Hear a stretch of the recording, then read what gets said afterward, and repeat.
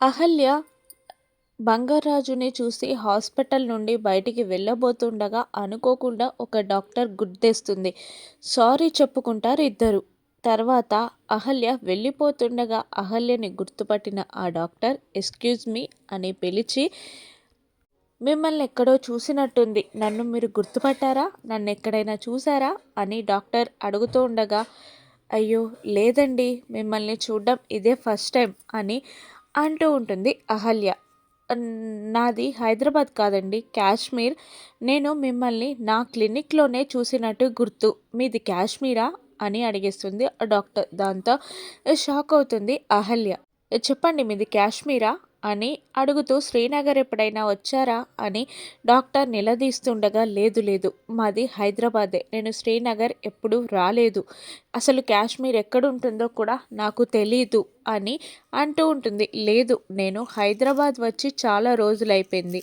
నా పేషెంట్ని ట్రీట్ చేయడానికి ఇక్కడికి వచ్చాను. కానీ మిమ్మల్ని 4-5 మంత్స్ బ్యాక్ కాశ్మీర్ నా క్లినిక్లో చూసినట్టు నాకు గుర్తొస్తుంది. చాలా రోజుల క్రితం మిమ్మల్ని చూసుంటే నాకు గుర్తుండరు కదా మీరు. మిమ్మల్ని కాశ్మీర్లోనే చూసినట్టు నాకు గుర్తు అని బండ గుద్దినట్టు చెప్తూ ఉంటుంది ఆ డాక్టర్.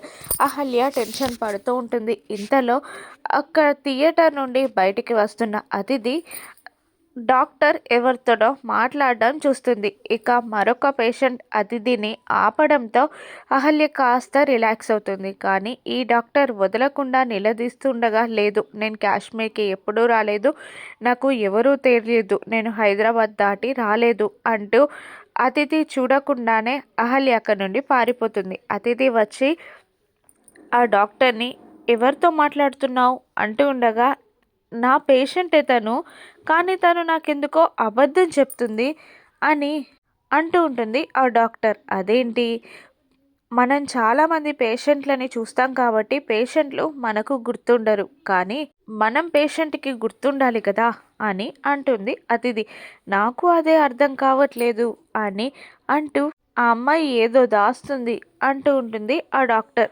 సరే పద, మనం ఆపరేషన్ చేయాలి అంటూ ఆ డాక్టర్ని తీసుకొని వెళ్ళిపోతుంది అతిథి. మరోవైపు అహల్య ఇంటికి వచ్చేస్తుంది. అక్కడ నది ఒడ్డున అర్జున్ ప్రసాద్, సుభద్ర ఇద్దరు ఇంద్ర ఫోటో పెట్టుకొని పిండ ప్రదానం చేస్తూ ఉంటారు. దూరంగా నిలబడిన గౌతమ్ పాలు పంచుకోవద్దు అన్న అర్జున్ మాటకి కట్టుబడి బాధపడుతూ కార్ దగ్గరే నిలబడిపోతాడు.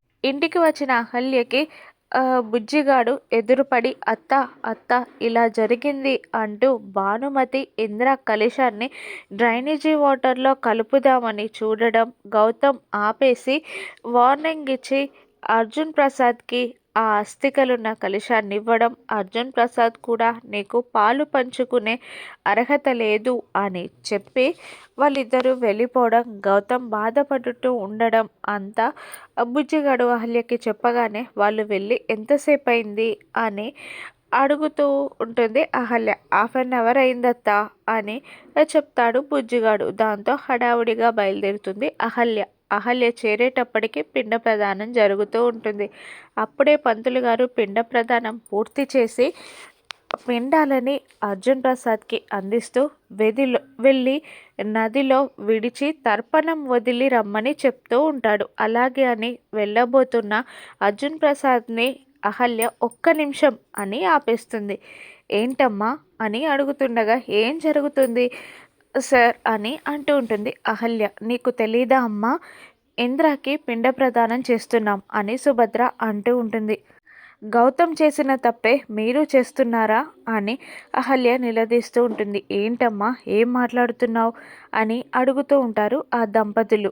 గౌతమ్ గారు మీకు చెప్పకుండా ఇందిరాగారి అంత్యక్రియలు చేశారనే మీరు ఇంతలా కోప్పడుతున్నారు. ఇప్పుడు మీరు చేస్తున్నదేంటి, ఇందిరాగారిని అనాథగా సాగనంపుతున్నారు అని అంటూ ఉండగా, అలా మాట్లాడుతున్నావేంటి, ఇంద్రాకి కన్న తండ్రి స్థానంలో నిలబడి పిండ ప్రదానం జరిపిస్తున్నారు ఆయన అని సుభద్ర అంటూ ఉండగా, పిండ ప్రదానం చేసే అర్హత గౌతమ్కి లేదా, కన్న తండ్రి స్థానంలో పిండ ప్రదానం అర్జున్ గారు చేస్తే సోదరుని స్థానంలో తర్పణం వదలాలి కదా అని అంటూ ఉంటుంది అహల్య. అందరూ కోపంగా సైలెంట్ అయిపోతారు. గౌతమ్ గారు మీరు బాధపడకూడదనే మీకు ఇందిరా గారి చావు విషయం దాచిపెట్టారా తప్ప వేరే కారణం లేదు కదా! ఇన్నాళ్ళు తనే బాధ మోసాడు. ఒంటరిగా అంత్యక్రియలు చేశాడు. చాలా బాధని ఇన్నాళ్ళు ఆయనొక్కరే మోసారు. ఇప్పుడు మీరు కూడా అదే తప్పు చేసి ఆయన్ని దూరం చేస్తున్నారు అని అంటూ ఉంటుంది అహల్య. అర్జున్ ప్రసాద్ సైలెంట్ అయిపోతాడు. మళ్ళీ అహల్య ఇలా అంటూ ఉంటుంది, అలా కాదండి. చనిపోయిన వాళ్ళకి ఆత్మ శాంతించాలి అంటే ఖచ్చితంగా వాళ్ళిద్దరూ కలిసి పెరిగారు కాబట్టి గౌతమ్ గారు కూడా తర్పణం వదలాలి. అప్పుడే ఇందిరాగారి ఆత్మ శాంతిస్తుంది అని అహల్య అంటూ ఉంటుంది. పంతులు గారు కూడా అవును, ఆత్మకి శాంతి జరగాలి అంటే ఇష్టమైన వాళ్ళు తర్పణం వదలాలి అని అనడంతో సరే అన్నట్టు తల ఊపుతాడు అర్జున్ ప్రసాద్. అహల్య గౌతమ్ గారు రండి అని ఆనందంగా చెప్పగానే అహల్య దగ్గరికి వచ్చి ఆ షర్ట్ విప్పేసి అర్జున్ ప్రసాద్తో పాటు ఇందిరాకి తర్పణం వదిలి ఆ అస్థికలని నదిలో కలిపేస్తాడు అర్జున్ ప్రసాద్, గౌతమ్ ఇద్దరు.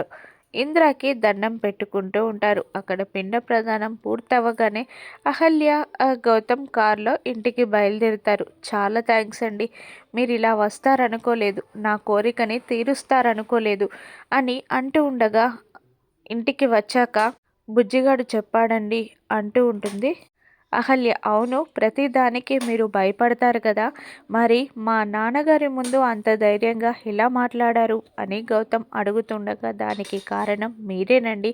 మీరే నా ధైర్యం.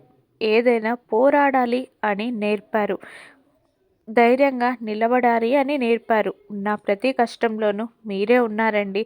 మీరు లేకపోతే నేను ఎలా అయిపోయేవాన్నో అని అహల్య గౌతమ్ని అంటూ ఉండగా అదేమో కానీ మీరు మాత్రం నన్ను పూర్తిగా మార్చేశారు. నా సంతోషానికి కారణం మీరే అంటూ ఉండగా ఏంటండి అలా మాట్లాడుతున్నారు, నా వల్లే మీకు కష్టం బాధ అని అంటూ ఉంటుంది అహల్య గౌతమ్ని. అది పూర్తిగా తప్పండి, చాలా సంతోషంగా ఉన్నాను, అదంతా మీ వల్లే అని అంటూ అక్కడ జరిగింది గుర్తు తెచ్చుకుంటూ ఉంటారు. ఇంతకుముందు చూసారా, మీరు నా కోసం మా నాన్నగారితో మాట్లాడితే పంతులు గారు ఏమన్నారు, మరణం జరిగిన ఇంట్లో శుభకార్యం జరగాలని, ఇందిరా గారి చావు జరిగిన ఇంట్లో మీకు సీమంతం జరగాలని, అది మంచిదని, ఇందిరా గారే మళ్ళీ మీ కడుపున పుడతాడని పంతులు గారు చెప్పారు.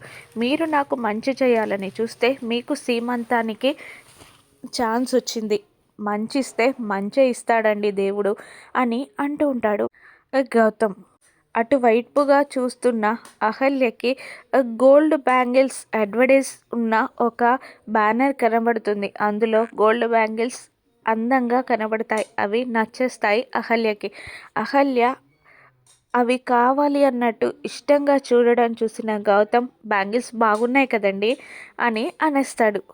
అవునండి, ఎంతుంటాయంటారు అని అనగానే బంగారం రేటు పెరిగింది కదండి, 3 లక్షల దాకా ఉండొచ్చు అనేస్తాడు గౌతమ్.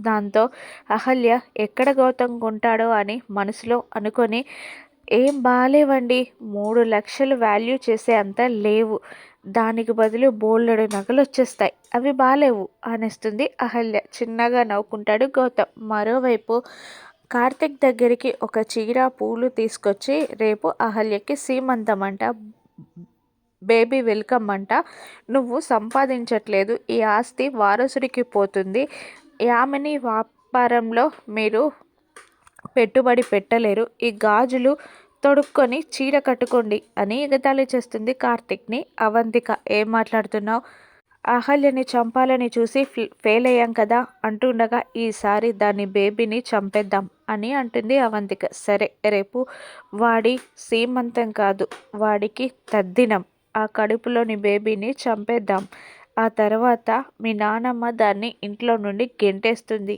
అని అంటూ ఉంటాడు కార్తిక్ కూడా. ఇద్దరూ కలిసి అహల్య కడుపులోని బిడ్డను చంపడానికి ప్లాన్ చేస్తూ ఉంటారు. సీమంతంలో ఏం జరుగుతుందో రాను నెక్సెస్లో చూద్దాం. Thank you for watching.